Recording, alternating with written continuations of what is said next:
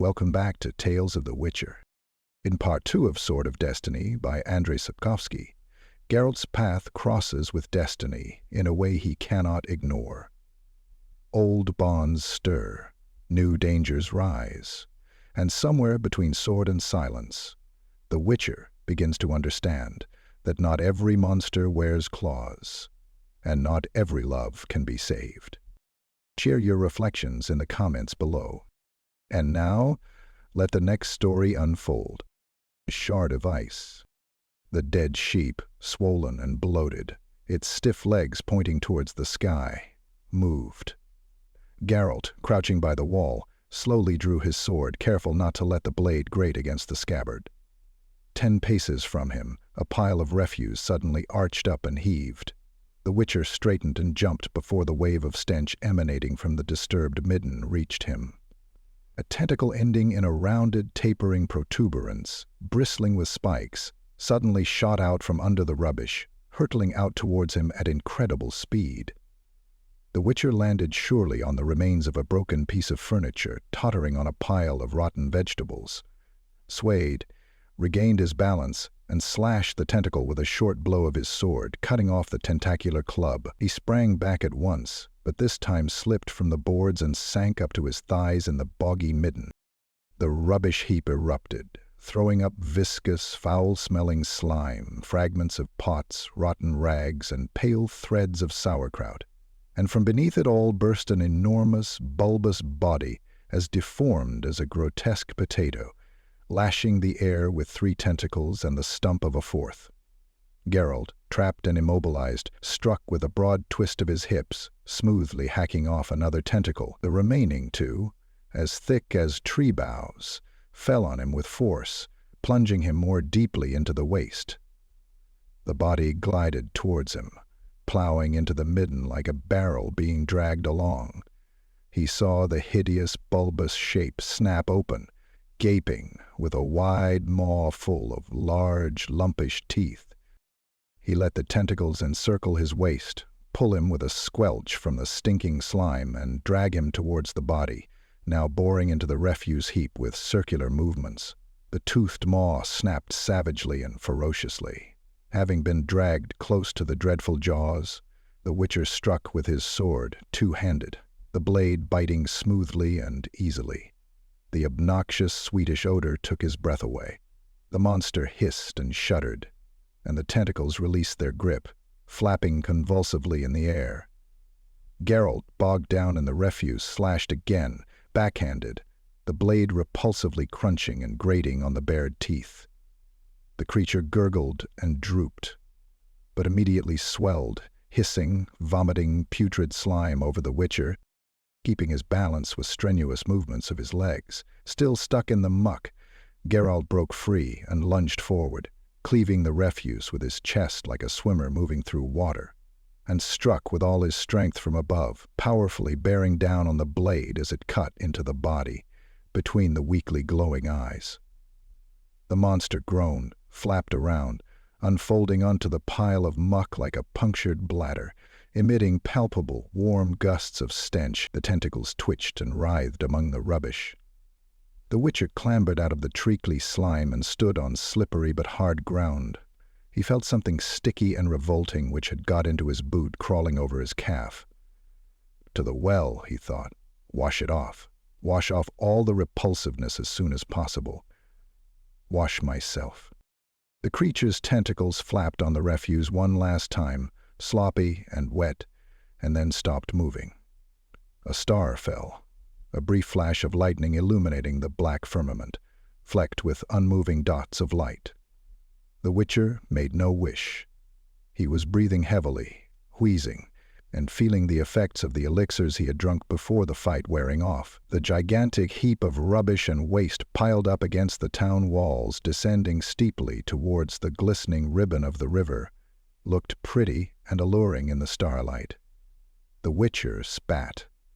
The monster was dead, now part of the midden where it had dwelled. Another star fell. A garbage heap, the Witcher said with effort. Muck, filth and shit. You reek, Geralt, Yennefer grimaced, not turning from the mirror, where she was cleaning off the coloring from her eyelids and eyelashes. "Take a bath." "There's no water," he said, looking into the tub. "We shall remedy that." The sorceress stood up and threw the window open. "Do you prefer seawater or fresh water?" "Seawater, for a change." Yennefer spread her arms vigorously and shouted a spell, making a brief, intricate movement with her hands. Suddenly a sharp, wet coldness blew in through the open window. The shutters juddered and a green cloud gushed into the room with a hiss, billowing in an irregular sphere. The tub foamed with water, rippling turbulently, banging against the edges and splashing onto the floor. The sorceress sat down and resumed her previously interrupted activity. "How did it go?" she asked. "What was it on the midden?" "A zeug, as I suspected," Geralt said, pulling off his boots, discarding his clothes, and lowering a foot into the tub. "Bloody hell, Yen, that's cold. Can't you heat the water?" "No." The sorceress, moving her face towards the looking-glass and instilling something into her eye using a thin glass rod. "That spell is bloody wearying and makes me feel sick, and the cold will do you good after the elixirs." Geralt did not argue. There was absolutely no point arguing with Yennefer. "Did the zeugl cause you any problems?" The sorceress dipped the rod into a vial and dropped something into her other eye, twisting her lips comically. "Not particularly." From outside the open window there was a thud, the sharp crack of wood breaking, and an inarticulate voice, tunelessly and incoherently repeating the chorus of a popular, obscene song. "A zeugl," said the sorceress as she reached for another vial from the impressive collection on the table and removed the cork from it. The fragrance of lilac and gooseberries filled the room. "Well, well. Even in a town it's easy for a witcher to find work. You don't have to roam through the wilds at all. You know, Istredd maintains it's becoming a general rule. The place of every creature from the forests and swamps that becomes extinct is occupied by something else, some new mutation, adapted to the artificial environment created by people." As usual, Geralt winced at the mention of Istredd. He was beginning to be sick of Yennefer's admiration for Istredd's brilliance, even if Istredd was right. "Istredd is right," Yennefer continued, applying the lilac and gooseberry perfumed something to her cheeks and eyelids. "Look for yourself. Pseudorats in sewers and cellars, zeugls in rubbish dumps, neocorrices in polluted moats and sewers, tagirs in mill ponds. It's virtually symbiosis, don't you think? And ghouls in cemeteries, devouring corpses the day after the funeral," he thought, rinsing off the soap. "Total symbiosis." "Yes." The sorceress put aside the vials and jars. "Witches can be kept busy in towns too. I think one day you'll settle in a city for good, Geralt." "I'd rather drop dead," he thought, but he did not say it aloud. Contradicting Yennefer, as he knew, inevitably led to a fight, and a fight with Yennefer was not the safest thing. "Have you finished, Geralt?" "Yes." "Get out of the tub." Without getting up, Yennefer carelessly waved a hand and uttered a spell. The water from the tub, including everything which had spilled onto the floor or was dripping from Geralt, gathered itself with a swoosh into a translucent sphere and whistled through the window. He heard a loud splash. "A pox on you, Horsens!" An infuriated yell rang out from below. "Have you nowhere to pour away your piss? I bloody hope you're eaten alive by a lice. Catch the ruddy pox and croak." The sorceress closed the window. "Damn it, Yen," the witcher chuckled. "You could have chucked the water somewhere else." "I could have," she purred, "but I didn't feel like it." She took the oil lamp from the table and walked over to him. The white nightdress clinging to her body as she moved made her tremendously appealing, more so than if she were naked, he thought. "I want to look you over," she said. "The zeugl might have injured you." "It didn't. I would have felt it." "After the elixirs? Don't be ridiculous. After the elixirs you wouldn't even have felt an open fracture until the protruding bones started snagging on hedges. And there might have been anything on the zeugl, including tetanus and cadaveric poison. If anything happens, there's still time for countermeasures. Turn around." He felt the soft warmth of the lamp's flame on his body and the occasional brushing of her hair. Everything seems to be in order, she said. Lie down before the elixirs knock you off your feet. Those mixtures are devilishly dangerous. They'll destroy you in the end. I have to take them before I fight. Yennefer did not answer. She sat down at the looking-glass once more and slowly combed her black, curly, shimmering locks. She always combed her hair before going to bed. Geralt found it peculiar, but he adored watching her doing it. He suspected Yennefer was aware of it. He suddenly felt very cold, and the elixirs indeed jolted him, numbed the nape of his neck, and swirled around the bottom of his stomach in vortices of nausea. He cursed under his breath and fell heavily onto the bed without taking his eyes off Yennefer. A movement in the corner of the chamber caught his attention. A smallish, pitch-black bird sat on a set of antlers nailed crookedly to the wall, and festooned in cobweb. Glancing sideways, it looked at the Witcher with a yellow, fixed eye. "What's that, Yen? How did it get here?" "What?" Yennefer turned her head. "Oh, that. It's a kestrel." "A kestrel? Kestrels are rufous and speckled, and that one's black. It's an enchanted kestrel. I made it." "What for?" "I need it." She cut him off. Geralt did not ask any more questions, knowing that Yennefer would not answer. "Are you seeing Istrid tomorrow?" The sorceress moved the vials to the edge of the table, put her comb into a small box, and closed the side panels of the looking-glass. "Yes. First thing. Why?" "Nothing." She lay down beside him, without snuffing out the lamp. She never doused lights. She could not bear to fall asleep in the dark. Whether an oil lamp, a lantern, or a candle, it had to burn right down. Always. One more foible. Yennefer had a remarkable number of foibles. "Yen?" "Uh-huh. When are we leaving?" "Don't be tedious." She tugged the eiderdown sharply. "We've only been here 3 days, and you've asked that question at least 30 times. I've told you I have things to deal with." "With Istrid?" "Yes." He sighed and embraced her, not concealing his intentions. "Hey," she whispered, "you've taken elixirs." "What of it?" "Nothing." She giggled like a schoolgirl, cuddling up to him, arching her body and lifting herself to allow her nightdress to slip off. As usual, the delight in her nakedness coursed in a shudder down his back and tingled in his fingers as they touched her skin. His lips touched her breasts, rounded and delicate, with nipples so pale they were visible only by their contours. He entwined his fingers in her hair, her lilac and gooseberry-perfumed hair. She succumbed to his caresses, purring like a cat, rubbing her bent knee against his hip. It rapidly turned out, as usual, that he had overestimated his stamina regarding the Witcher elixirs, had forgotten about their disagreeable effects on his body. But perhaps it's not the elixirs, he thought. Perhaps it's exhaustion brought on by fighting, risks, danger, and death. Exhaustion, which has simply become routine, but my body, even though artificially enhanced, doesn't succumb to routine. It reacts naturally, just not when it's supposed to. Damn it.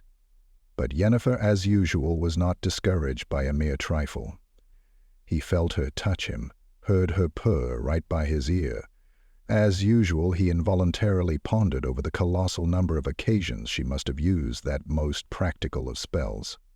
And then he stopped pondering. As usual, it was anything but ordinary. He looked at her mouth, at its corners, twitching in an unwitting smile. He knew that smile well. It always seemed to him more one of triumph than of happiness. He had never asked her about it. He knew she would not answer.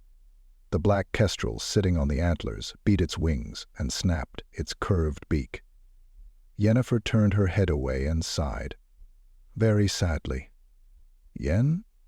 "It's nothing, Geralt," she said, kissing him. "It's nothing."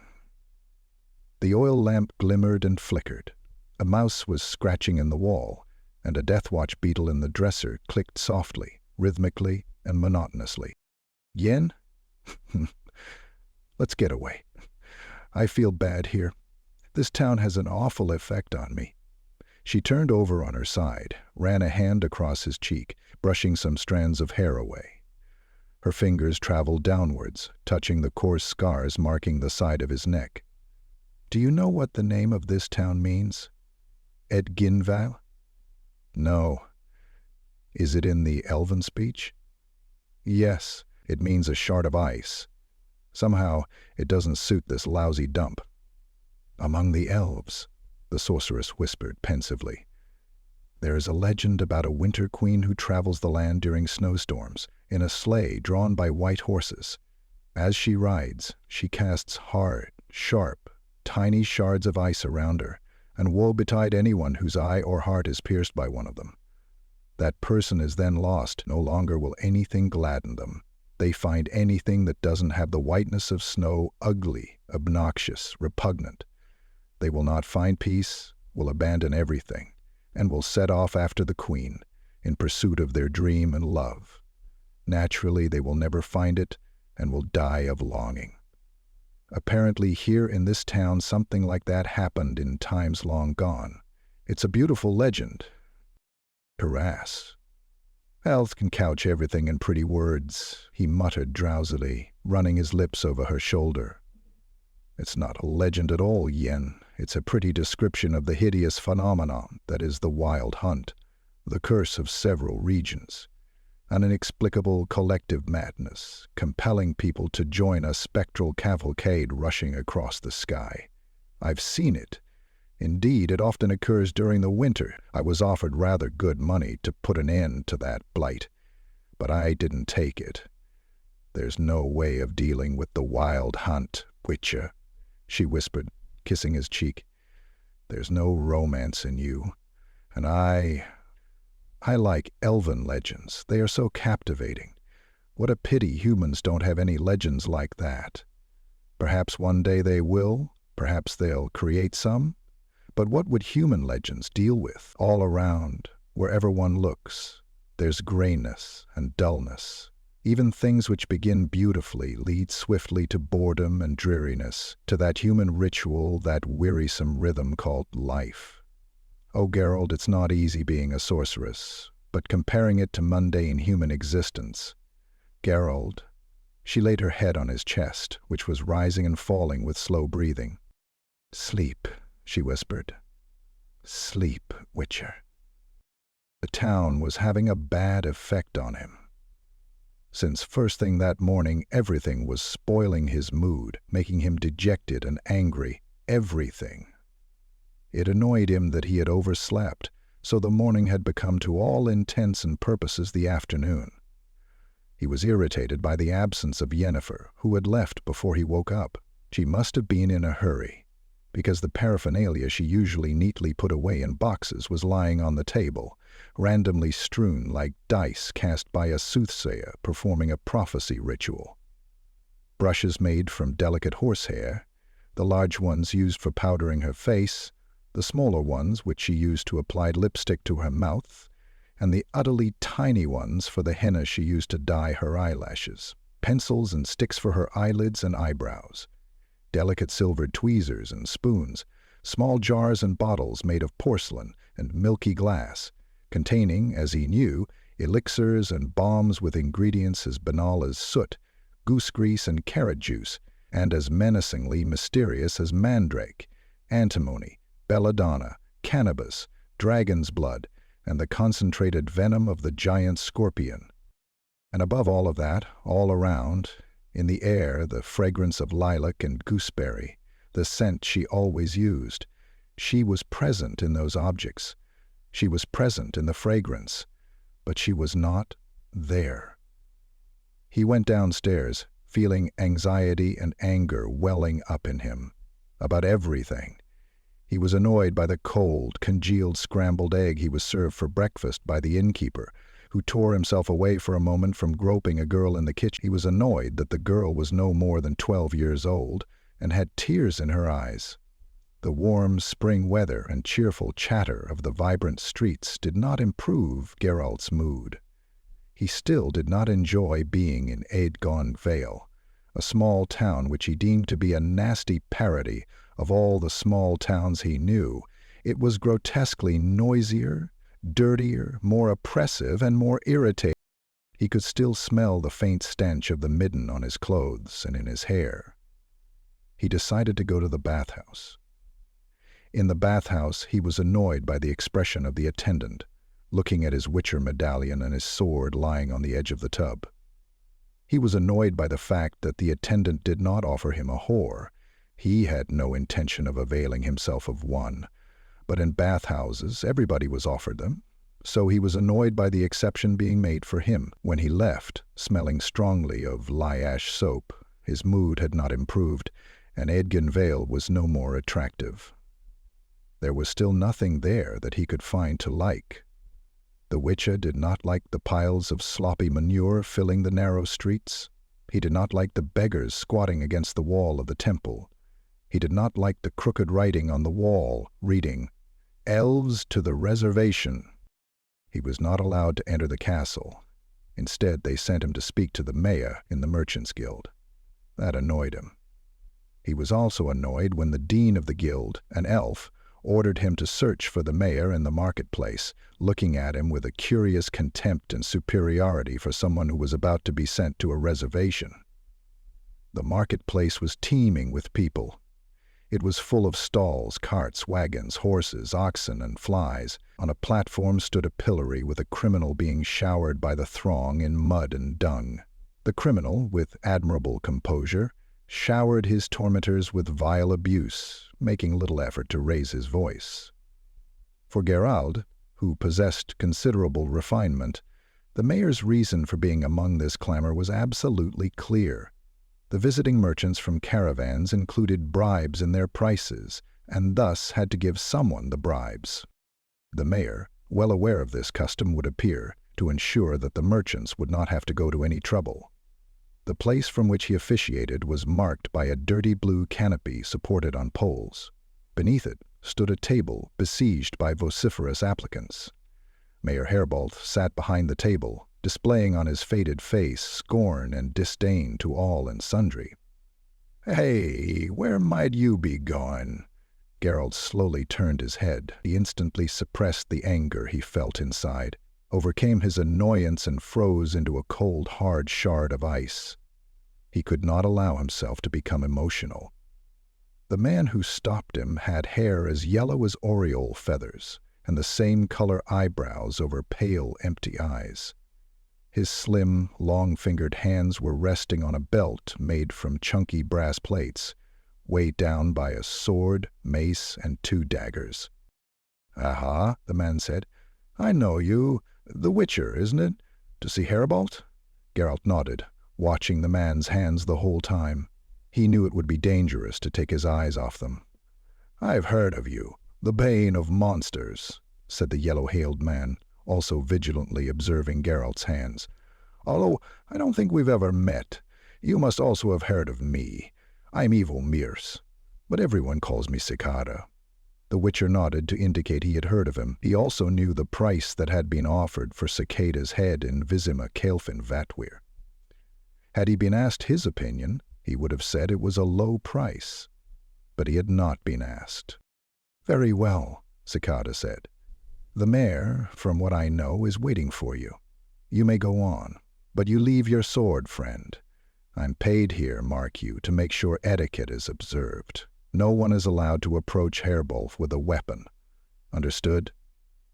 Geralt shrugged indifferently, unfastened his belt, wrapped it around the scabbard, and handed the sword to Cicada.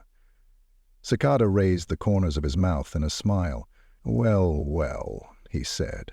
"How meek, not a word of protest. I knew the rumors about you were exaggerated. I'd like you to ask for my sword one day, then you'd see my answer." "Hi, Cicada," the mayor called, getting up. "Let him through. Come here, Lord Geralt. Look lively. Greetings to you. Step aside, my dear merchants. Leave us for a moment. Your business dealings must yield to issues of greater note for the town. Submit your entreaties to my secretary." The sham geniality of the greeting did not deceive Geralt. He knew it served exclusively as a bargaining ploy. The merchants were being given time to worry whether their bribes were sufficiently high. "I'll wager Cicada tried to provoke you," Herbold said. raising his hand nonchalantly in response to the Witcher's equally nonchalant nod. "Don't fret about it. Cicada only draws his weapon when ordered to. True, it's not especially to his liking, but while I pay him, he has to obey, or he'll be out on his ear back on the highway. Don't fret about it." "Why the hell do you need someone like Cicada, Mayor? Is it so dangerous here?" "It's not dangerous, because I'm paying Cicada." Herbold laughed. "His fame goes before him, and that suits me well. You see, Aidgin Vale and the other towns in the Dogbane Valley fall under the authority of the Viceroy, and in recent times the Viceroys have changed with every season. No one knows why they keep changing, because anyway, every second one is a half-elf or quarter-elf, a cursed blood and race. Everything bad is the fault of the elves." Geralt did not add that it was also the fault of the Carters, because the joke, although well known, did not amuse everybody. "Every new viceroy," Herbold continued in a huff, "begins by removing the castellans and mayors of the old regime in order to give his friends and relations jobs. But after what Cicodi once did to the emissaries of a certain viceroy, no one tries to unseat me from my position anymore. And I'm the oldest mayor of the oldest regime. Which one? I can't even remember. Well, but we're sitting here chin-wagging, and we need to get on, as my late first wife was wont to say. Let's get to the point. What kind of creature had infested our muck heap?" "A Zoogle." "First time I've ever heard of anything like that. I trust it's dead?" "It is." "How much will it cost the town treasury? 70? 100? Oh, really, Witcher, sir? You must have been drinking hemlock. 100 marks for killing a lousy worm that burrowed into a pile of shit? Worm or no worm, Mayor, it devoured 8 people, as you said yourself." "People? I like that." "The brute, so I am informed, ate old Zikorik, who was famous for never being sober, 1 old bag from up near the castle, and several children of the ferryman Sularad, which wasn't discovered very quickly, because Sularad himself doesn't know how many children he has. He produces them too quickly to count them.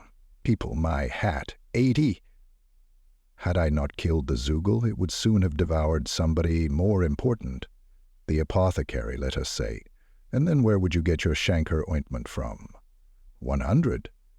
100 marks is a good deal of money. I don't know if I'd give that much for a 9-headed hydra. 85. 100, Mayor Herbold. Mark that, although it wasn't a 9-headed hydra, no local man, including the celebrated cicada, was capable of dealing with the Zoogle. Because no local man is accustomed to slopping around in dung and refuse. This is my last word. 90, 100, 95 by all the demons and devils. Agreed. Well now, Herbold said, smiling broadly. That's settled. Do you always bargain so famously, Witcher? No. Girl did not smile. Seldom, actually, but I wanted to give you the pleasure, Mayor. And you did. A pox on you, Herbold cackled. Hey, Pettigrib, over here. Give me the ledger and a purse and count me out 90 marks at once.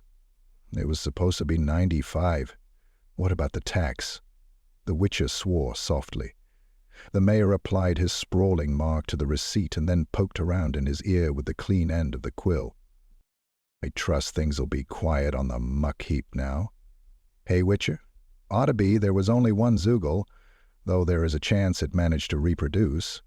Zoogles are hermaphroditic, like snails. What poppycock is that? Herbold asked, looking askance at him. You need 2 to reproduce. I mean a male and a female. What, do those Zoogles hatch like fleas or mice from the rotten straw in a palliass? Every dimwit knows there aren't he-mice and she-mice, that they're all identical and hatch out of themselves from rotten straw. And snails hatch from wet leaves, Secretary Peregrib interjected, still busy piling up coins. Everyone knows, Geralt concurred, smiling cheerfully. There aren't he-mice and she-mice, there are only leaves. And anyone who thinks differently is mistaken. Enough, the mayor interrupted, looking at him suspiciously. I've heard enough about vermin. I asked whether anything might hatch from the muck heap. So be so gracious as to answer clearly and concisely. In a month or so, the midden ought to be inspected, ideally using dogs. Young Zeugles aren't dangerous. Couldn't you do it, Witcher? We can come to agreement about payment. No, Geralt said, taking the money from Peregrine's hands. I have no intention of being stuck in your charming town for even a week, quite less a month. Fascinating, what you're telling me. Herbold smiled wryly, looking him straight in the eye. Fascinating, indeed, because I think you'll be staying here longer. You think wrong, Mayor. Really? You came here with that black-hailed witch. What was it again? I forget. Gwenny, wasn't it? You've taken lodgings with her at the Sturgeon. In a single chamber, they say. And what of it? Well, whenever she comes to Aidgen Vale, she does not leave so quickly. It's not the first time she's been here. Peregrine smiled broadly, gap-toothed and meaningly. Herbold continued to look Geralt in the eye, without smiling. Geralt also smiled, as hideously as he could. Actually, I don't know anything. The mayor looked away and bored his heel into the ground. And it interests me as much as dog's filth. But the wizard Istrid is an important figure here, mark you. Indispensable to this municipality. Invaluable, I'd say. People hold him in high regard, locals and outsiders, too. We don't stick our noses in his sorcery, and especially not in his other matters. Wisely, perhaps, the Witcher agreed. And where does he live, if I may ask? You don't know? Oh, it's right there. Do you see that house? That tall white one stuck between the storehouse and the armory, like, if you'll pardon the expression, a candle between two arse cheeks. But you won't find him there now. Not long ago, Istrid dug something up by the southern embankment and is now burrowing around there like a mole. And he's put some men to work on the excavation. I went over there and asked politely, "Why, master, are you digging holes like a child?" Folk are beginning to laugh. "What is in that ground there?" And he looks at me like I'm some sort of pillock and says, "History." "What do you mean, history?" I asks. And he goes, "The history of humanity. Answers to questions. To the question of what there was, and the question of what there will be." "There was fuck all here," I says to that, "except green fields, bushes, and werewolves, before they built the town. And what there'll be depends on who they appoint viceroy in Ruckverling, some lousy half-elf again. And there's no history in the ground, there's nothing there, except possibly worms, if someone's fond of angling. Do you think he listened? Fat chance. He's still digging. So, if you want to see him, go to the southern embankment." "Oh, come on, Mayor," Peregrine snorted. "He's at home, now. Why would he want to be at the diggings, when he's—" Herbold glanced at him menacingly. Peregrine bent over and cleared his throat, shuffling his feet. The Witcher, still smiling unpleasantly, crossed his arms on his chest. "Yes, him," the mayor coughed. "Who knows? Perhaps Istrid really is at home. After all, what does it—" "Farewell, Mayor," Geralt said, not even bothering with an imitation of a bow. "I wish you a good day." He went over to Cicada, who was coming out to meet him, his weapons clinking. Without a word, he held out his hand for his sword, which Cicada was holding in the crook of his elbow. Cicada stepped back. "In a hurry, Witcher?"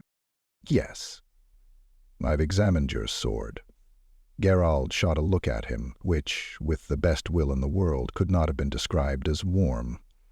"That's quite something," he nodded. "Not many have, and even fewer could boast about it." "Ho, ho," Cicada flashed his teeth. "That sounded so menacing, it's given me the shivers. It's always interested me, Witcher, why people are so afraid of you. And now I think I know." "I'm in a hurry, Cicada, and over the sword, if you don't mind." "Smoke in the eyes, Witcher, nothing but smoke. You witchers frighten people like a beekeeper frightens his bees with smoke and stench, with your stony faces, with all your talk and those rumors, which you probably spread about yourselves, and the bees run from the smoke, foolish things, instead of shoving their stings in the witcher's arse, which will swell up like any other. They say you can't feel like people can. That's lies. If one of you was properly stabbed, you'd feel it. Have you finished?" "Yes," Cicada said, handing him back his sword. "Know what interests me, Witcher? Yes. Bees. No. I was wondering if you was to enter an alley with a sword from one side and me from the other, who would come out the other side? I reckon it's worth a wager. Why are you goading me, Cicada? Looking for a fight? What's it about? Nothing. It just intrigues me how much truth there is in what folks say. That you're so good in a fight, you witches, because there's no heart, soul, mercy, or conscience in you. And that suffices. Because they say the same about me, for example, and not without reason. So I'm terribly interested which of us, after going into that alley, would come out of it alive. What? Worth a wager? What do you think? I said, I'm in a hurry. I'm not going to waste time on your nonsense. And I'm not accustomed to betting. But if you ever decide to hinder me walking down an alley, take my advice, Cicada. Think about it first. Smoke? Cicada smiled. Smoke in the eyes, Witcher. Nothing more. To the next time, who knows, maybe in some alley. Who knows? We'll be able to talk freely here. Sit down, Geralt. What was most conspicuous about the workshop was the impressive number of books. They took up most of the space in the large chamber. Bulky tomes filled the bookcases on the walls, weighed down shelves, and were piled high on chests and cabinets. The Witcher judged that they must have cost a fortune. Of course, neither was there any shortage of other typical elements of decor. A stuffed crocodile, dried porcupine fish hanging from the ceiling, a dusty skeleton, and a huge collection of jars full of alcohol, containing, it seemed, every conceivable abomination, centipedes, spiders, serpents, toads, and also countless human and non-human parts, mainly entrails. There was even a homunculus, or something that resembled a homunculus, but might just as likely have been a smoked newborn baby. The collection made no impression on Geralt, who had lived with Yennefer in Vengerberg for 6 months, and Yennefer had a yet more fascinating collection, even including a phallus of exceptional proportions, allegedly that of a mountain troll. She also possessed a very expertly stuffed unicorn, on whose back she liked to make love. Geralt was of the opinion that if there existed a place less suitable for having sex, it was probably only the back of a live unicorn. Unlike him, who considered his bed a luxury and valued all the possible uses of that marvelous piece of furniture, Yennefer was capable of being extremely extravagant. Geralt recalled some pleasant moments spent with the sorceress on a sloping roof, in a tree hollow full of rotten wood, on a balcony, someone else's to boot, on the railing of a bridge, in a wobbly boat on a rushing river and levitating 30 fathoms above the earth. But the unicorn was the worst. One happy day, however, the dummy broke beneath him, split and fell apart, supplying much amusement. "What amuses you so much, Witcher?" Istrid asked, sitting down behind a long table overlaid with a considerable quantity of moldy skulls, bones, and rusty ironware. "Whenever I see things like that," the Witcher said, sitting down opposite the sorcerer, pointing at the array of jars, "I wonder whether you really can't make magic without all that stomach-turning ghastliness." "It's a matter of taste," the sorcerer said, "and also of habit. What disgusts one person somehow doesn't bother another, and what, Geralt, repels you? I wonder what might disgust someone who, as I've heard, is capable of standing up to his neck in dung and filth. Please do not treat that question as insulting or provocative. I am genuinely fascinated to learn what might trigger a feeling of repugnance in a Witcher. Does this jar, by any chance, contain the menstrual blood of an undefiled virgin, Istrid? Well, it disgusts me when I picture you, a serious sorcerer, with a file in your hand trying to obtain that precious liquid, drop by drop, kneeling, so to speak, at the very source." "Touché," Istrid said, smiling. "I refer, naturally, to your cutting wit, because as regards the jar's contents, you were wide of the mark. But you do use blood occasionally, don't you? You can't even contemplate some spells, I've heard, without the blood of a virgin. Ideally one killed by a lightning bolt from a clear sky during a full moon. In what way, one wonders, is that blood better than that of an old strumpet who fell, drunk, from a palisade?" In no way, the sorcerer agreed, a pleasant smile playing on his lips, that if it became common knowledge that that role could actually be played just as easily by hog's blood, which is much easier to obtain, then the rabble would begin experimenting with spells. But if it means the rabble having to gather and use virgin's blood, dragon's tears, white tarantula's venom, decoction of severed baby's hands, or a corpse exhumed at midnight, many would think again. They were silent. Istrad, apparently deep in thought, tapped his fingernails on a cracked brown skull which lacked its lower jaw, and ran his index finger over the serrated edge of a hole gaping in the temporal bone. Geralt observed him unobtrusively. He wondered how old the sorcerer might be. He knew that the more talented among them were capable of curbing the aging process permanently, and at any age they chose. Men preferred a mature age, suggesting knowledge and experience, for reasons of reputation and prestige. Women, like Yennefer, were concerned less with prestige and more with attractiveness. Istrad looked no older than a well-earned, robust 40. He had straight, slightly grizzled, shoulder-length hair and numerous wrinkles on his forehead, around his mouth, and at the corners of his eyelids. Geralt did not know whether the profundity and wisdom in his benign gray eyes were natural or brought on by charms. A moment later, he concluded that it made no difference. Istrad, he interrupted the awkward silence. I came here because I wanted to see Yennefer. Even though she isn't here, you invited me inside to talk. About what? About the rabble trying to break your monopoly on the use of magic. I know you include me among that rabble.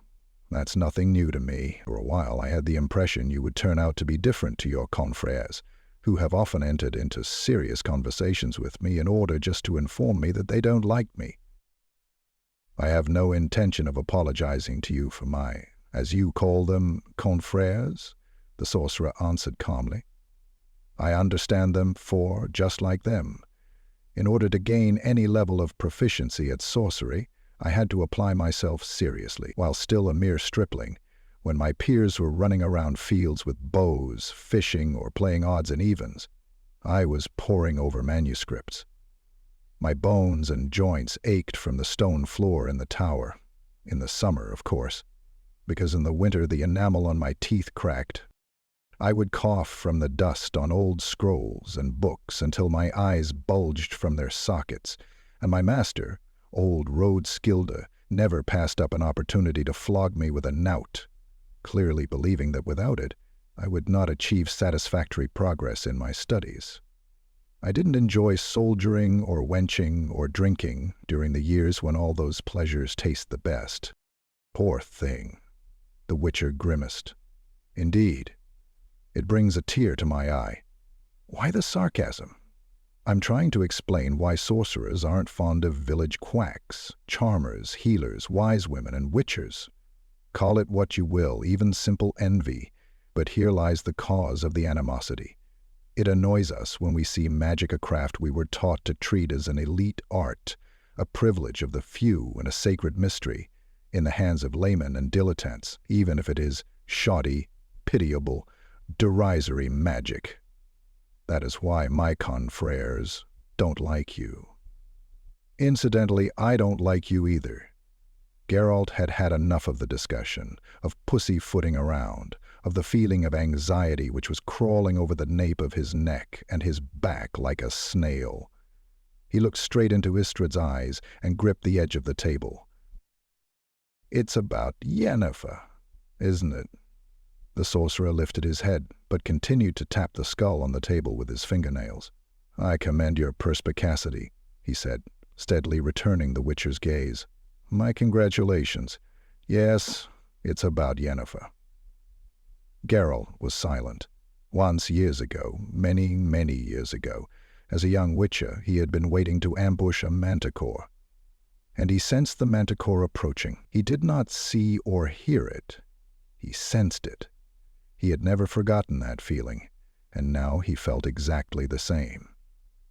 Your perspicacity, the sorcerer went on, will save us a great deal of the time we would have wasted on further fudging, and this way the issue is out in the open. Geralt did not comment.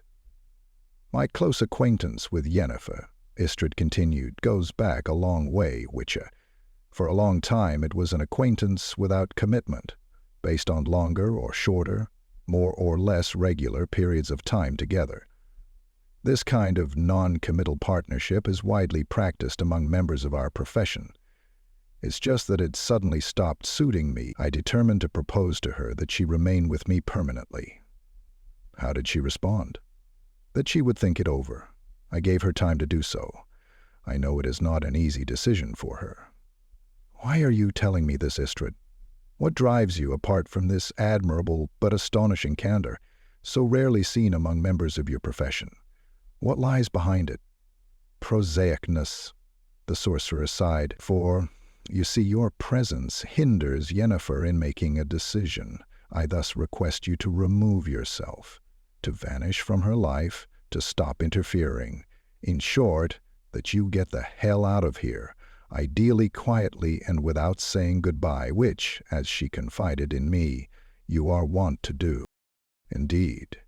Geralt smiled affectedly. Your blunt sincerity astonishes me more and more. I might have expected anything, but not such a request. Don't you think that instead of asking me, you ought rather to leap out and blast me with ball lightning? You'd be rid of the obstacle, and there'd just be a little soot to scrape off the wall. An easier and more reliable method because, you see, a request can be declined, but ball lightning can't be. I do not countenance the possibility of your refusing. Why not? Would this strange request be nothing but a warning preceding the lightning bolt or some other cheerful spell? Or is this request to be supported by some weighty arguments or a sum which would stupefy an avaricious witcher? How much do you intend to pay me to get out of the path leading to your happiness? The sorcerer stopped tapping the skull, placed his hand on it, and clenched his fingers around it. Geralt noticed his knuckles whitening. I did not mean to insult you with an offer of that kind, he said. I had no intention of doing so. But if... Geralt, I am a sorcerer, and not the worst. I wouldn't dream of feigning omnipotence here, but I could grant many of your wishes, should you wish to voice them, some of them as easily as this. He waved a hand, carelessly, as though chasing away a mosquito. The space above the table suddenly teemed with fabulously colored Apollo butterflies.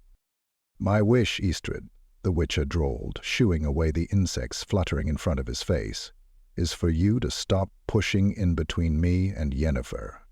I don't care much about the propositions you're offering her. You could have proposed to her when she was with you, long ago, because then was then, and now is now. Now she's with me. You want me to get out of the way, make things easy for you? I decline. Not only will I not help you, but I'll hinder you, as well as my modest abilities allow. As you see, I'm your equal in candor. You have no right to refuse me. Not you. What do you take me for, Istrid? The sorcerer looked him in the eye and leaned across the table. A fleeting romance. A passing fascination, at best a whim. An adventure, of which Yenna has had hundreds, because Yenna loves to play with emotions. She's impulsive and unpredictable in her whims. That's what I take you for, since having exchanged a few words with you, I've rejected the theory that she treats you entirely as an object. And believe me, that happens with her quite often. You misunderstood the question. You're mistaken, I didn't. But I'm intentionally talking solely about Yenna's emotions. For you are a witcher, and you cannot experience any emotions. You do not want to agree to my request because you think she matters to you. You think she... Geralt, you're only with her because she wants it, and you'll only be with her as long as she wants it. And what you feel is a projection of her emotions, the interest she shows in you. By all the demons of the nether world, Geralt, you aren't a child. You know what you are. You're a mutant. Don't understand me wrongly. I don't say it to insult you or show you contempt. I merely state a fact. You're a mutant, and one of the basic traits of your mutation is utter insensitivity to emotions.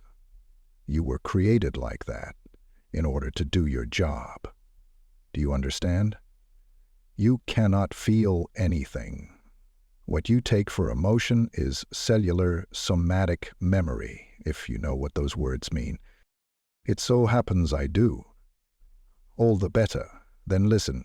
I'm asking you for something which I can ask of a witcher, but which I couldn't ask of a man. I am being frank with a witcher. With a man I couldn't afford to be frank. Geralt, I want to give Yenna understanding and stability, affection and happiness. Could you hand on heart pledge the same? No, you couldn't. Those are meaningless words to you. You trail after Yenna like a child, enjoying the momentary affection she shows you. Like a stray cat that everyone throws stones at, you purr, contented, because here is someone who's not afraid to stroke you. Do you understand what I mean? Oh, I know you understand. You aren't a fool. That's plain. You see yourself that you have no right to refuse me if I ask politely. I have the same right to refuse as you have to ask, Geralt drawled, and in the process they cancel each other out. So we return to the starting point, and that point is this. Yen, clearly not caring about my mutation and its consequences, is with me right now. You proposed to her? That's your right. She said she'd think it over? That's her right. Do you have the impression I'm hindering her in taking a decision? That she's hesitating? That I'm the cause of her hesitation? Well, that's my right. If she's hesitating, she clearly has reason for doing so. I must be giving her something, though perhaps the word is absent from the Witcher dictionary. Listen. No, you listen to me. She used to be with you, you say? Who knows, perhaps it wasn't me but you who was the fleeting romance, a caprice, a victim of those uncontrolled emotions so typical of her. Yestrad, I cannot even rule out her treatment of you as completely objectionable. That, my dear sorcerer, cannot be ruled out just on the basis of a conversation. In this case, it seems to me the object may be more relevant than eloquence. Yestrad did not even flinch. He did not even clench his jaw. Geralt admired his self-control. Nonetheless, the lengthening silence seemed to indicate that the blow had struck home. You're playing with words, the sorcerer said finally. You're becoming intoxicated with them. You try to substitute words for normal human feelings, which you do not have. Your words don't express feelings, they are only sounds, like those that skull emits when you tap it. For you are just as empty as this skull. You have no right— Enough, Geralt interrupted harshly, perhaps even a little too harshly. Stop stubbornly denying me rights. I've had enough of it, do you hear? I told you our rights are equal. No, damn it, mine are greater. Really? The sorcerer said, paling somewhat, which caused Geralt unspeakable pleasure. For what reason? The Witcher wondered for a moment and decided to finish him off. For the reason, he shot back, that last night she made love with me and not with you. Istrad pulled the skull closer to himself and stroked it. His hand, to Geralt's dismay, did not even twitch. Does that, in your opinion, give you any rights? Only one, the right to draw a few conclusions. Ah, the sorcerer said slowly. Very well, as you wish. She made love with me this morning. Draw your own conclusions. You have the right. I already have. The silence lasted a long time. Geralt desperately searched for words. He found none, none at all. This conversation is pointless, he finally said, getting up, angry at himself because it sounded blunt and stupid. I'm going. Go to hell, Istrad said, equally bluntly, not looking at him. When she entered, he was lying on the bed, fully dressed, with his hands under his head. He pretended to be looking at the ceiling. He looked at her. Yennefer slowly closed the door behind her. She was ravishing. How ravishing she is, he thought. Everything about her is ravishing. And menacing. Those colors of hers, that contrast of black and white. Beauty and menace. Her raven-black natural curls, her cheekbones, pronounced, emphasizing a wrinkle, which her smile, if she deigned to smile, created beside her mouth. wonderfully narrow and pale beneath her lipstick, her eyebrows wonderfully irregular when she washed off the kohl that outlined them during the day, her nose exquisitely too long, her delicate hands wonderfully nervous, restless, and adroit, her waist willowy and slender, emphasized by an excessively tightened belt, slim legs setting in motion the flowing shapes of her black skirt. Ravishing. She sat down at the table without a word, resting her chin on clasped hands. "Very well, let's begin," she said. "This growing, dramatic silence is too banal for me. Let's sort this out. Get out of bed and stop staring at the ceiling looking upset. The situation is idiotic enough, and there's no point making it any more idiotic. Get up," I said. He got up obediently without hesitation and sat astride the stool opposite her. She did not avoid his gaze. He might have expected that. "As I said, let's sort it out, and sort it out quickly. In order not to put you in an awkward situation, I'll answer any questions at once. You don't even have to ask them. Yes, it's true that when I came with you to Aidgenvale, I was coming to meet Istrid, and I knew I would go to bed with him. I didn't expect it to come out that you'd boast about it to each other. I know how you feel now, and I'm sorry about that. But no, I don't feel guilty." He said nothing. Yennefer shook her head, her shining black locks cascading from her shoulders. "Geralt, say something." The Witcher cleared his throat. "He calls you Yenna." "Yes," she said, not lowering her eyes. "And I call him Val. It's his first name. Istrid is a nickname. I've known him for years. He's very dear to me." "Don't look at me like that. You're also dear to me. And that's the whole problem. Are you considering accepting his proposal?" "For your information, I am. I told you we've known each other for years. For many years. We share common interests, goals, and ambitions. We understand each other wordlessly. He can give me support, and who knows, perhaps there'll come a day when I'll need it. And above all, he loves me. I think. I won't stand in your way, Yen." She tossed her head and her violet eyes flashed with blue fire. "In my way? Don't you understand anything, you idiot? If you'd been in my way, if you were bothering me, I'd have got rid of the obstacle in the blink of an eye. I'd have teleported you to the end of Cape Bremervor or transported you to the land of Han in a whirlwind.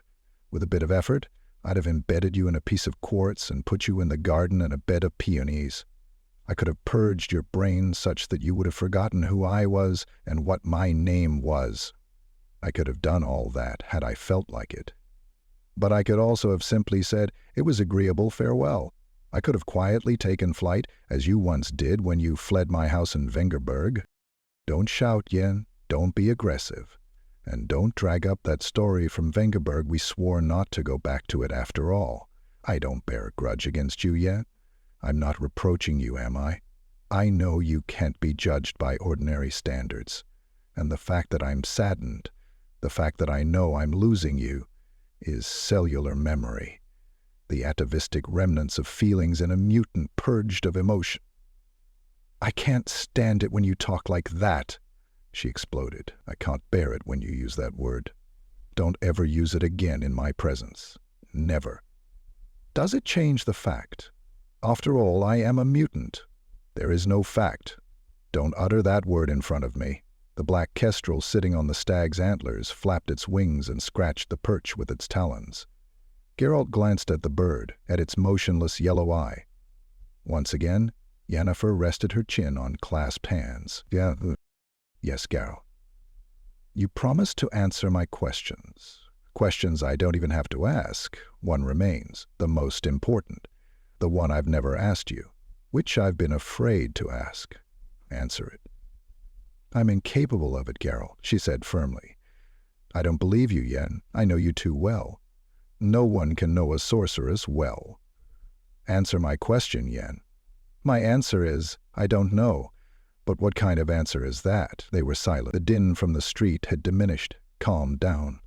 The sun, setting in the west, blazed through the slits of the shutters and pierced the chamber with slanting beams of light. Eidgenvael. The Witcher muttered, a shard of ice. I felt it. I knew this town was hostile to me. Evil. Eidgenvael, she repeated slowly. The slay of the Elf Queen. Why? Why, Geralt? I'm traveling with you, Yen, because the harness of my sleigh got entangled, caught up in your runners, and a blizzard is all around me, and a frost. It's cold. Warmth would melt the shard of ice in you, the shard I stabbed you with, she whispered. Then the spell would be broken, and you would see me as I really am. Then lash your white horses, Yen. May they race north, where a thaw never sets in. I hope it never sets in. I want to get to your ice castle as quickly as I can. That castle doesn't exist, Yennefer said, her mouth twitching. She grimaced. It's a symbol, and our sleigh ride is the pursuit of a dream which is unattainable. For I, the Elf Queen, desire warmth. That is my secret, which is why every year my sleigh carries me amidst a blizzard through some little town, and every year someone dazzled by my spell gets their harness caught in my run. Every year someone new, endlessly, because the warmth I so desire at the same time blights the spell, blights the magic and the charm. My sweetheart, stabbed with that little icy star, suddenly becomes an ordinary nobody, and I become, in his thawed-out eyes, no better than all the other mortal women. And from under the unblemished whiteness emerges spring, he said. Emerges Eidgenvael, an ugly little town with a beautiful name, Eidgenvael, and its muck heap. That enormous stinking pile of garbage which I have to enter, because they pay me to, because I was created to enter filth, which fills other people with disgust and revulsion. I was deprived of the ability to feel, so I wouldn't be able to feel how dreadfully vile is that vileness, so I wouldn't retreat from it, wouldn't run horror-stricken from it. Yes, I was stripped of feelings, but not utterly. Whoever did it made a botch of it, Yen. They were silent. The black kestrel rustled its feathers, unfurling and folding its wings. Geralt. Yes, Yen. Now you answer my question. The question I've never asked you. The one I've always feared. I won't ask you it this time either. But answer it. Because I greatly desire to hear your answer. It's the one word, the only word you've never told me. Utter it, Geralt, please. I cannot, Yen. Why not? You don't know. He smiled sadly. My answer would just be a word which doesn't express a feeling, doesn't express an emotion because I'm bereft of them. A word which would be nothing but the sound made when you strike a cold, empty skull. She looked at him in silence. Her eyes, wide open, assumed an ardent violet color. No, Geralt, she said. That's not the truth. Or perhaps it is, but not the whole truth. You aren't bereft of feeling. Now I see it. Now I know you. She was silent. Complete the sentence, Yen. You've decided. Don't lie. I know you. I can see it in your eyes. She did not lower her eyes. He knew. Yen, he whispered. Give me your hand, she said. She took his hand between hers, and at once he felt a tingling and the pulsing of blood in the veins of his forearm. Yennefer whispered a spell in a serene, measured voice, but he saw the beads of sweat which the effort caused to stipple her pale forehead, saw her pupils dilate and releasing his arm, she extended her hands and moved them, smoothing an invisible shape with tender strokes, slowly, from top to bottom. The air between her fingers began to congeal and become turbid, swell and pulsate like smoke. He watched in fascination. Creational magic, considered the most elevated accomplishment among sorcerers, always fascinated him much more than illusions or transformational magic. Yes, Istrud was right, he thought. In comparison with this kind of magic, my signs just look ridiculous. The form of a bird, as black as coal, slowly materialized between Yennefer's hands, which were trembling with effort. The sorceress's fingers gently stroked the ruffled feathers, the small, flattened head and curved beak. One more hypnotically fluid, delicate movement, and a black kestrel, turning its head, cried loudly. Its twin, still sitting motionless on the antlers, gave an answering cry. 2 kestrels, Geralt said softly. 2 black kestrels, created by magic. I presume you need them both. You presume right, she said with effort. I need them both. I was wrong to believe one would suffice. How wrong I was, Geralt. To what an error the vanity of the Ice Queen, convinced of her omnipotence, has brought me. For there are some things which there is no way of obtaining, even by magic. And there are gifts which may not be accepted if one is unable to reciprocate them with something equally precious. Otherwise, such a gift will slip through the fingers, melt like a shard of ice gripped in the hand. Then only regret, the sense of loss and hurt, will remain. Yeah, I am a sorceress, Geralt. The power over matter which I possess is a gift, a reciprocated gift. For it I'd paid with everything I possessed. Nothing remained. He said nothing. The sorceress wiped her forehead with a trembling hand. I was mistaken, she repeated. But I shall correct my mistake. Emotions and feelings. She touched the black kestrel's head. The bird fluffed up its feathers and silently opened its curved beak. Emotions, whims and lies, fascinations and games, feelings and their absence, gifts which may not be accepted, lies and truth. What is truth? The negation of lies, or the statement of a fact? And if the fact is a lie, what then is the truth? Who is full of feelings which torment him? And who is the empty carapace of a cold skull? Who? What is truth, Geralt? What is the essence of truth? I don't know, Yen. Tell me. No, she said, and lowered her eyes. For the first time, he had never seen her do that before. Never. No, she repeated. I cannot, Geralt. I cannot tell you that. That bird, begotten from the touch of your hand, will tell you. Bird? What is the essence of truth? Truth, the kestrel said, is a shard of ice. Although it seemed to him he was roaming the streets aimlessly and purposelessly, he suddenly found himself at the southern wall by the excavations, among the network of trenches crisscrossing the ruins by the stone wall and wandering in zigzags among the exposed squares of ancient foundations. Istrid was there. Dressed in a smock with rolled-up sleeves and high boots, he was shouting instructions to his servants, who were digging with hoes into the colored stripes of earth, clay, and charcoal which made up the walls of the excavation. Alongside, on planks, lay blackened bones, shards of pots and other objects, unidentifiable, corroded and gnarled into rusty lumps. The sorcerer noticed him immediately. After giving the workers some loud instructions, he jumped out of the trench and walked over, wiping his hands on his breeches. Yes? What is it? He asked bluntly. The Witcher, standing in front of him without moving, did not answer. The servants, pretending to work, watched them attentively, whispering among themselves. They're almost bursting with hatred. Istrid grimaced. What is it? I asked. Have you decided? Where's Yenna? I hope she... Don't hope too much, Istrid. Oh, the sorcerer said. What do I hear in your voice? Is it what I sense it is? And what is it you sense? Istrid placed his fists on his hips and looked at the Witcher provocatively. Let's not deceive ourselves, Geralt, he said. I hate you and you hate me. You insulted me by saying that Yennefer... You know what?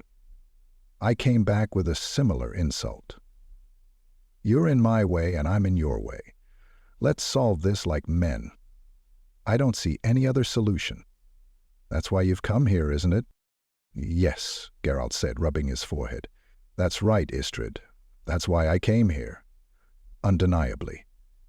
Indeed.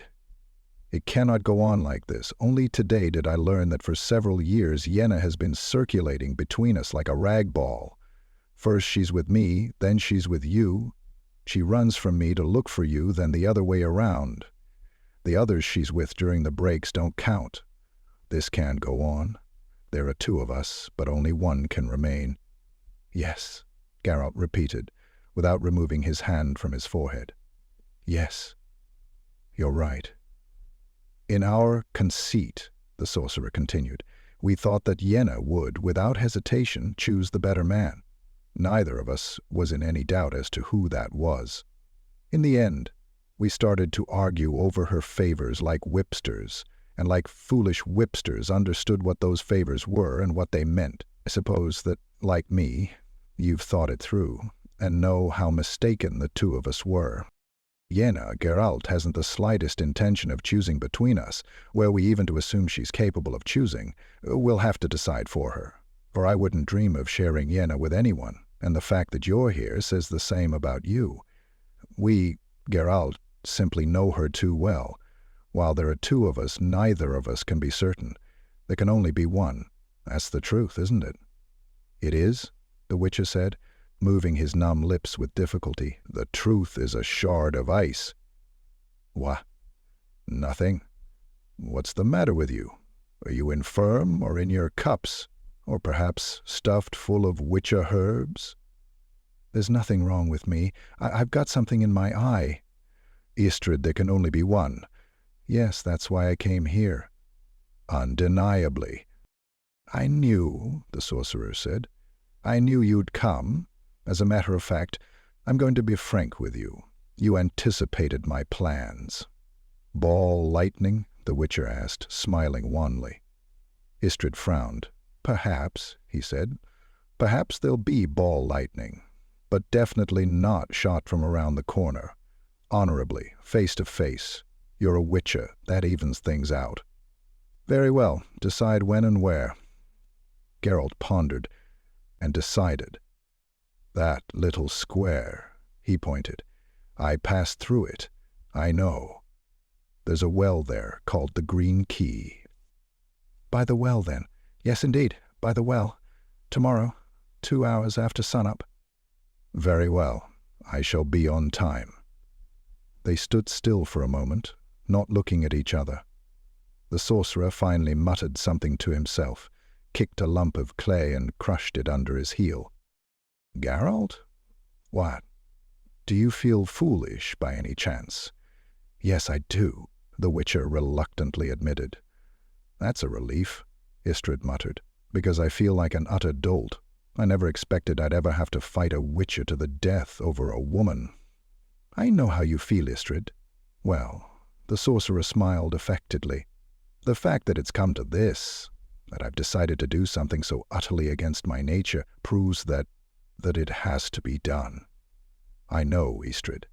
Needless to say, you know that whichever of us survives will have to flee at once and hide from Yenna at the end of the world. I do. And needless to say, you count on being able to go back to her when she simmers down. Of course. It's all settled then, the sorcerer said, and made to turn away, but after a moment's hesitation, held out his hand to him. Till tomorrow, Geralt. Till tomorrow, the Witcher said, shaking his hand. Till tomorrow, Istrid. Hey, Witcher. Geralt looked up from the table on which he had been absent-mindedly sketching fanciful squiggles in the spilled beer. It was hard to find you, Mayor Herbold said, sitting down and moving aside the jugs and beer mugs. They said in the inn that you'd moved out to the stables, but I only found a horse and some bundles of clothes there. And you're here. This is probably the most disreputable inn in the entire town. Only the worst scum comes here. What are you doing? Drinking. I can see that. I wanted to converse with you. Are you sober? As a child. I'm pleased. What is it you want, Herr Both? As you can see, I'm busy. Geralt smiled at the wench, who was putting another jug on the table. "There's a rumor doing the rounds," the mayor said, frowning, "that you and our sorcerer plan to kill each other. That's our business, his and mine. Don't interfere." "No, it isn't your business," Herbolth countered. "We need Istrid. We can't afford another sorcerer. Go to the temple and pray for his victory, then." "Don't scoff," the mayor snapped. "And don't be a smart-arse, you vagrant. By the gods, if I didn't know that the sorcerer would never forgive me, I would have thrown you into the dungeons, right at the very bottom, or dragged you beyond the town, behind 2 horses, or ordered Cicada to stick you like a pig. But alas, Istrid has a thing about honor, and wouldn't have excused me it. I know you wouldn't forgive me either." "It's turned out marvelously," the Witcher said, draining another mug and spitting out a straw which had fallen into it. "I'm a lucky fellow, am I? Is that all?" "No," Herbolth said, taking a full purse out from under his coat. "Here is 100 marks, Witcher. Take it, and get out of Aidginvile. Get out of here. At once, if possible, but in any case before sunrise. I told you we can't afford another sorcerer, and I won't let ours risk his neck in a duel with someone like you, for a stupid reason, because of some—" He broke off, without finishing, although the Witcher did not even flinch. "Take your hideous face away, Herbolth," Geralt said, "and stick your 100 marks up your arse. Go away, 'cause the sight of you makes me sick. A little longer and I'll cover you and puke from your cap to your toes." The mayor put away the purse and put both hands on the table. "If that's how you want it," he said, "I tried to let you leave of your own free will, but it's up to you. Fight, cut each other up, burn each other, tear each other to pieces for that slut who spreads her legs for anyone who wants her. I think Istrid will give you such a thrashing, you thug, that only your boots will be left, and if not, I'll catch you before his body cools off and break all your bones on the wheel. I won't leave a single part of you intact, you—" He did not manage to remove his hands from the table. The witch's movement was so swift. The arm which shot out from under the table was a blur in front of the mayor's eyes, and a dagger lodged with a thud between his fingers. "Perhaps," the Witcher whispered, clenching his fist on the dagger's haft and staring into Herbolth's face, from which the blood had drained. "Perhaps Istrid will kill me. But if not, then I'll leave, and don't try to stop me, you vile scum. And if you don't want the streets of your filthy town to foam with blood, now get out of here." "Mayor, what's going on here?" "Hey, you, calm down, Cicada," Herbolth said, slowly withdrawing his hand, cautiously sliding it across the table, as far as possible from the dagger's blade. "It's nothing, nothing." Cicada returned his half-drawn sword to its scabbard. Geralt did not look at him. He did not look at the mayor as he left the inn, shielded by Cicada from the staggering log drivers and carters. A small man, with a ratty face and piercing black eyes, sitting a few tables away, was watching him. "I'm annoyed," he realized in amazement. "My hands are trembling. Really, my hands are trembling. It's astonishing what's happening to me. Could it mean that—" "Yes," he thought, looking at the little man with the ratty face. "I think so. I'll have to," he thought. "How cold it is." He got up. He smiled as he looked at the small man. Then he drew aside the front of his jacket, took 2 coins from the full purse and threw them on the table. The coins clinked. One of them rolled across the table and struck the dagger's blade, still stuck into the polished wood. The blow fell unexpectedly. The club swished softly in the darkness, so fast that the Witcher only just managed to protect his head by instinctively raising an arm, and only just managed to cushion the blow by lithely twisting his body. He sprang aside, dropping on one knee, somersaulted, landed on his feet, felt a movement of the air, yielding before another swing of the club, evaded the blow with a nimble pirouette, spinning between the 2 shapes closing in on him in the dark, and reached above his right shoulder. For his sword. His sword was not there. "Nothing can take these reactions from me," he thought, leaping smoothly aside. "Routine? Cellular memory? I'm a mutant. I react like a mutant, he thought, dropping to one knee again, dodging a blow and reaching into his boot for his dagger. There was no dagger. He smiled wryly and was hit on the head with a club. A light blazed in his eyes and the pain shot down to his fingertips. He fell, relaxing, still smiling. Somebody flopped onto him, pressing him against the ground. Somebody else ripped the purse from his belt. His eye caught sight of a knife flashing. The one kneeling on his chest tore open his jerkin at the neck, seized the chain and pulled out his medallion. And immediately let go of it. Geralt heard somebody pant. "It's a witcher, a real bruiser," the other swore, breathing heavily. "He didn't have a sword. Oh, gods, save us from the evil. Let's scarper, Radgast." "Don't touch him." For a moment the moon shone through a wispy cloud. Geralt saw just above him a gaunt, ratty face and small, black, shining eyes. He heard the other man's loud footsteps fading away, vanishing into an alleyway reeking of cats and burnt fat.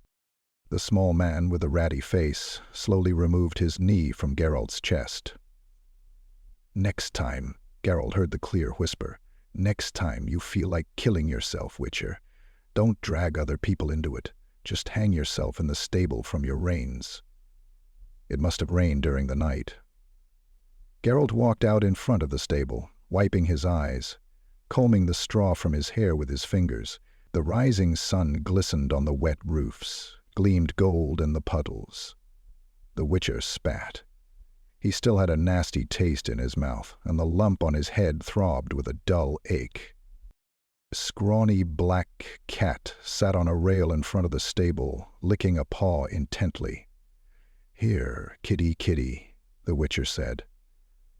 The cat stopped what it was doing and looked at him malevolently, flattened its ears and hissed, baring its little fangs. "I know," Geralt nodded. I'm only joking."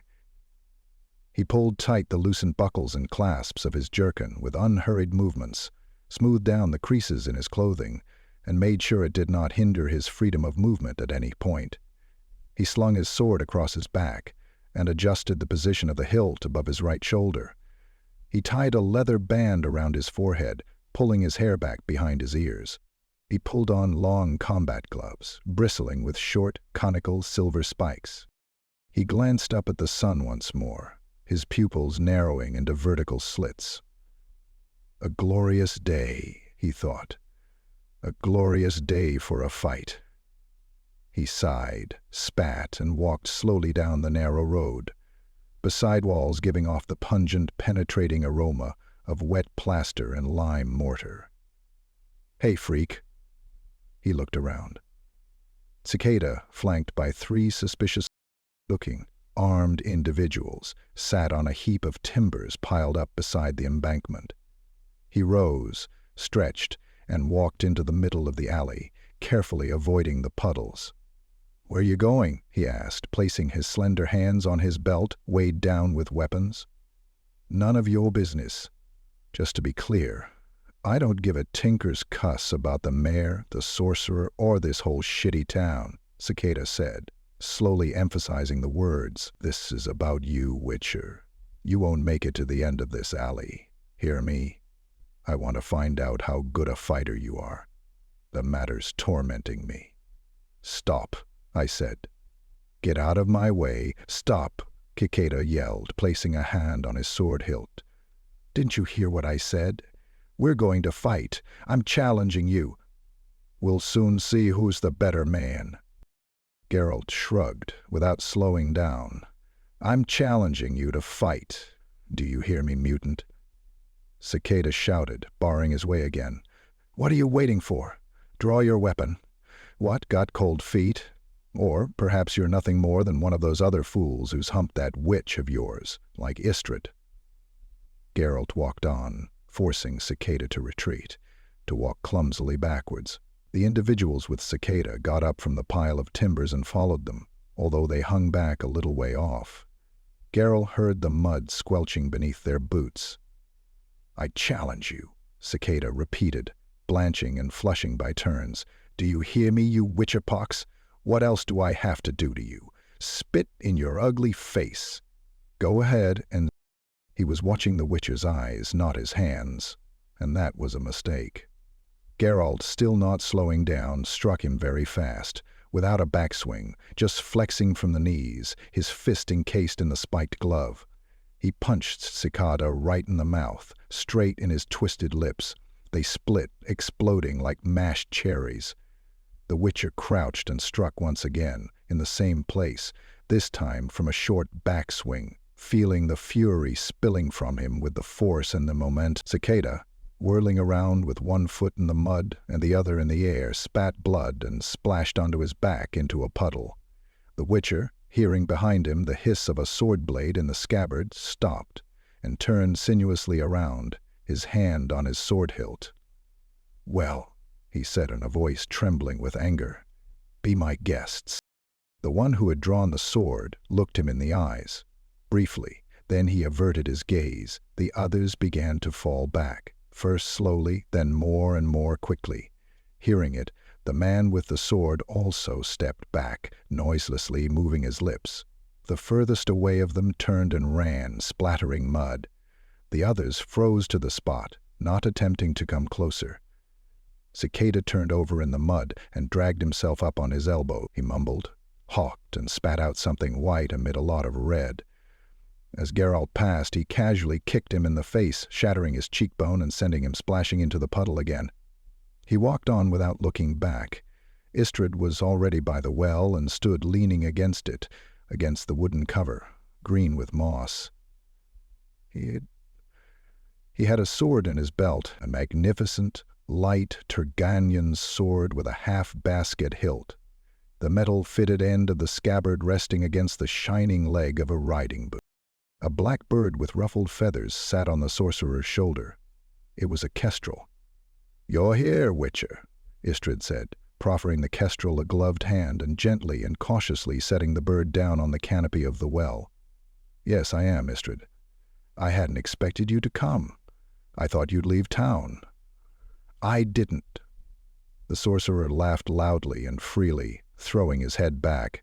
She wanted to save us," he said. "Both of us. Never mind, Geralt, let's cross swords. Only one of us can remain."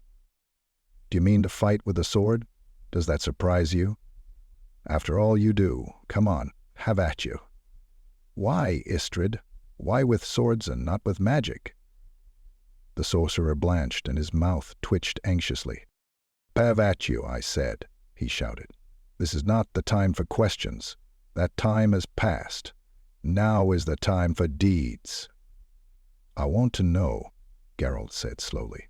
"I want to know why, with swords. I want to know why you have a black kestrel and where it came from. I have the right to know. I have the right to know the truth, Istredd." "The truth," the sorcerer repeated bitterly. "Yes, perhaps you have. Perhaps you have. Our rights are equal." "The kestrel, you ask? It came at dawn, wet from the rain. It brought a letter, a very short one. I know it by heart. Farewell, Val. Forgive me. There are gifts which one may not accept, and there is nothing in me I could repay you with. And that is the truth, Val.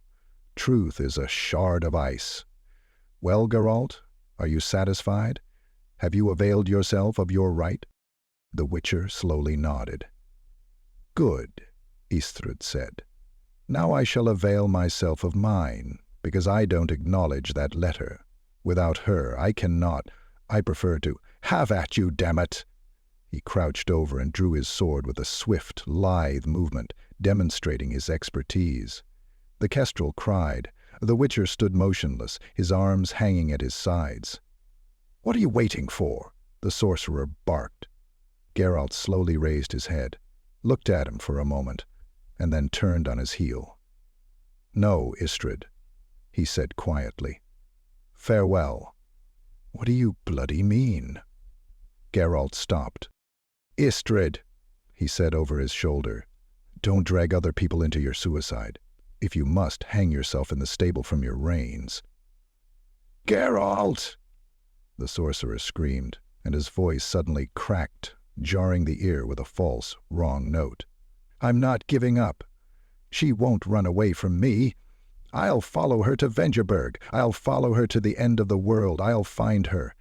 I'll never give her up. Know that. Farewell, Istrid." He walked off into the alley, without turning back at all. He walked, paying no attention to the people quickly getting out of his way, or to the hurried slamming of doors and shutters. He did not notice anybody or anything. He was thinking about the letter, waiting for him in the inn. He speeded up. He knew that a black kestrel, wet from the rain, holding a letter in its curved beak, was waiting for him on the bed head. He wanted to read the letter as soon as possible, even though he knew what was in it. Thank you for listening to Sword of Destiny Part 2. If this chapter pulled you deeper into Geralt's world, don't forget to subscribe, leave a comment, and join us for the next part. Because fate isn't just written in stars, it's etched in scars.